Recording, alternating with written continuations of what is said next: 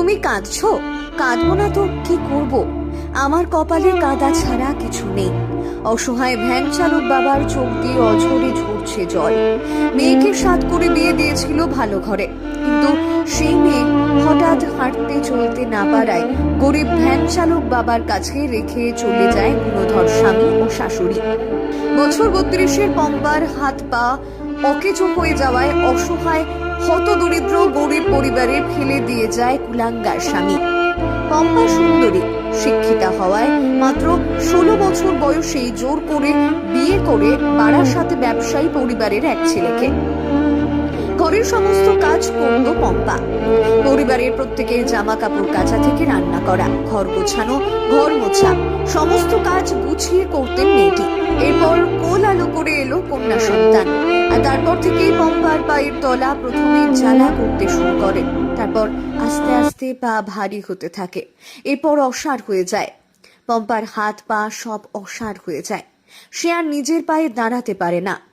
কোনো কিছু ধরে ঘষতে ঘষতে হাঁটতে হয় তাকে। কখনো মা, কখনো প্রতিবেশী, কোনো বাচ্চা পা টেনে তোলে। আর একবার পম্পা পড়ে গেলে তাকে টেনে ওঠাতে 10 থেকে 12 জন লাগে। ঠিক যখন থেকে পম্পার শরীরে জোর কমতে থাকে, তখন থেকেই শ্বশুরবাড়ির লোকেরা, চিকিৎসা তো দূর, তাকে গরিব বাপের বাড়িতে ফেলে দিয়ে যায়।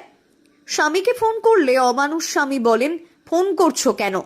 তোমাকে আর আমাদের লাগবে না, ফোন করবে না আমাকে, এই বলে ব্লক করে দেয় নাম্বার। আর 13 বছরের মেয়ে, সে তো মা বেঁচে আছে নাকি মরে গেছে তাও খোঁজই নেয় না। অল্প বয়সী পম্পা সরকার বিশ্বাস চায় একটু নিজের পায়ে দাঁড়াতে।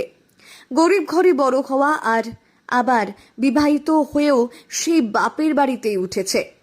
অসহায় বাবার কষ্ট আর চোখে দেখা যাচ্ছে না।